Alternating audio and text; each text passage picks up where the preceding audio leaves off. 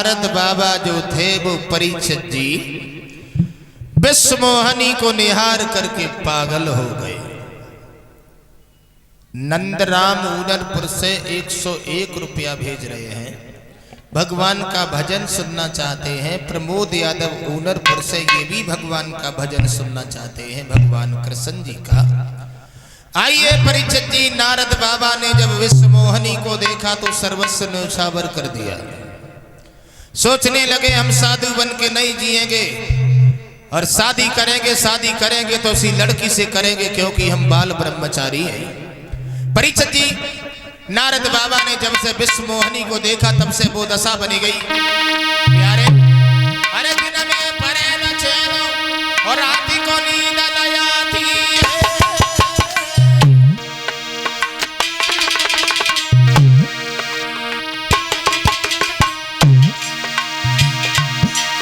अरे देखत नजर पसार सामने लड़की आती है।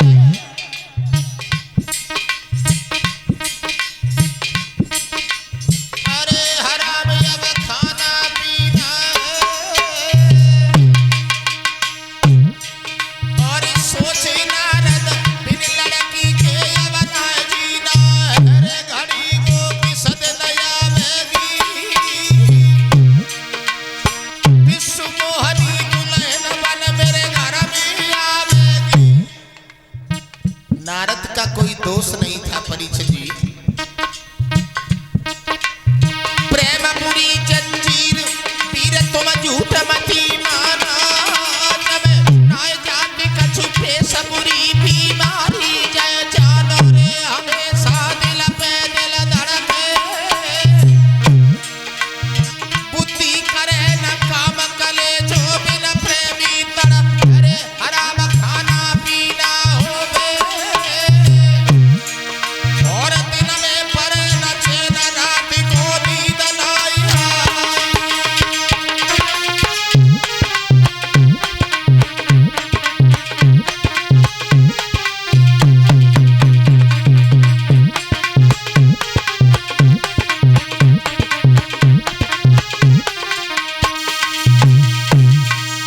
नारद बाबा जो थे वो परीक्षित जी चल देते हैं। सोचते हैं अब हम साधु बन के नहीं जिएंगे, शादी करेंगे और शादी करेंगे तो उसी लड़की से करेंगे क्योंकि हम बाल ब्रह्मचारी हैं। परीक्षित जी, नतीजा ये हुआ न दिन में चैन है न रात में नींद है, न रोटी अच्छी लगत न पानी नीको लगत है। बस एक ही विचार आता है कि शादी होए तो होए कैसे। इतना भी हमारे पास में समय नहीं है जो हम तपस्या करके शरीर सुंदर बना सकें, लेकिन भगवान को बुलाएंगे। भगवान से हमने कछु अपशब्द कह दिए तो परीक्षित जी जैसे ही भगवान को याद किया वैसे ही नारायण प्रकट हो गए। कहो नारद, कैसा याद किया तुमने हमें? नारद जी बोले, भगवान जी बोलो ना, शाम सुबह हम तो तुम्हें ही तो याद करते रहते हैं। मतलब ये हम साधु बन के नहीं जिएंगे प्रभु जी। क्या करना चाहते हो? शादी करेंगे। अच्छी बात, तुमने तो कामदेव को जीत लिया था। नारद बोले, जीत लिया तब जीत लिया, अब थोड़ी जीत लिया, अब तो शादी करेंगे। क्या कहा? बोले हाँ। नारद बोलो, हम करें क्या? नारद जी बोले, मुझे इतना सुंदर बना दो, लड़की देखे पीछे पीछे भागे, सब लोग देखते ही रह जाए। नारद ब्याह करके धीरे से निकले, कैसी रही? भगवान बोले, बहुत बढ़िया बात, हम तुम्हें सुंदर बनाए दे रहे हैं। परीक्षित जी, भगवान नारायण ने नारद का शरीर तो सुंदर बना दिया लेकिन चेहरा बंदर का लगा दिया। जाइए शादी करके आइए।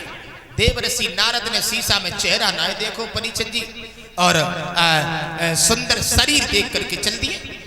चलते चले जा रहे हैं। विश्वमोहनी का जहां पर स्वयंवर हो रहा है, कुर्सी उठा करके सबसे आगे बैठ गए।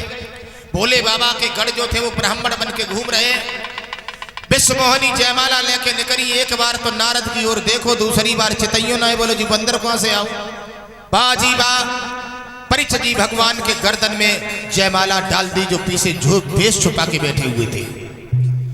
जो परीक्षित जी जयमाला पड़ी, एकदम से नारद आग बबूला हो गए। लड़की बिल्कुल पागल।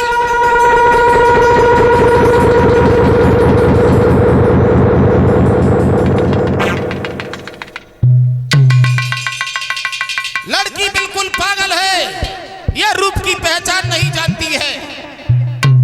शादी करने को हम आए थे, कितने हम सुंदर हैं, लेकिन काले करूप के गर्दन में इसने जयमाला डाल दी। भोले बाबा के घर जो थे वो हंसने लगे, बोले महाराज चिल्ला काहे को रहे हो? शादी करवे को आए थे, शीशा में चेहरा देखा था क्या?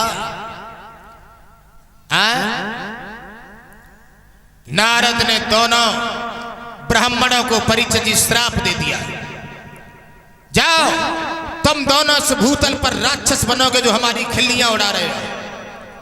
बोले तुमने श्राप तो दे ही दिया है, लेकिन हमारा कसूर कुछ नहीं है। ठहरे हुए पानी में अपना चेहरा देख लो कि तुम्हारा चेहरा बंदर का लगा हुआ।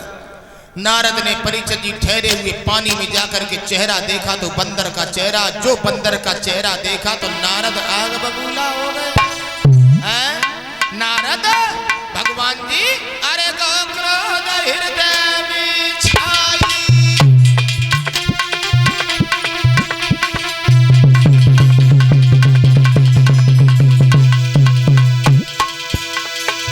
क्रोध आ गया।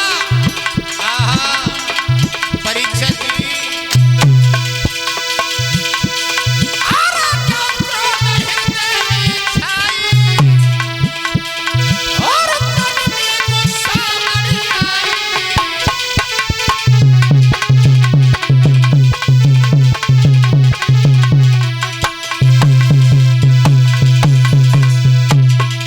कोई पलकी तेरे लगाई, नारायण ढिंगरी पहुंच गए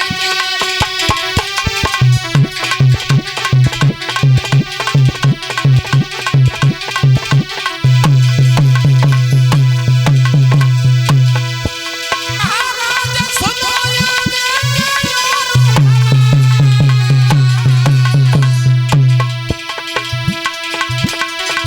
देव ऋषि नारद ने तबई, देव ऋषि नारद ने तबई, और दे दीनो है श्राप।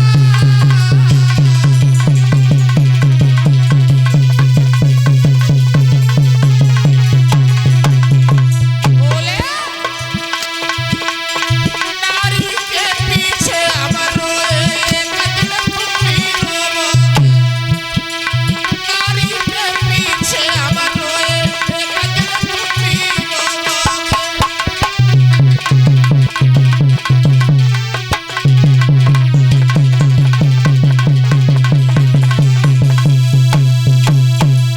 नारद बाबा ने परीक्षित जी नारायण को श्राप दिया था, जिस तरीके से नारी के पीछे हम रो रहे हैं, एक समय वो आएगा जो नारी के पीछे तुम भी रोओगे।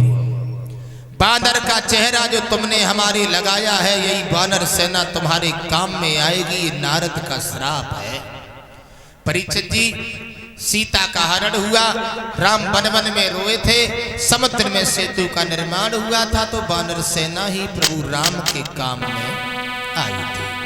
ताली बजाते हुए एक भगवान का भजन हमारे भाइयों की विशेष इच्छा है, ताली बजा करके बोले भगवान श्याम सुंदर का एक भजन।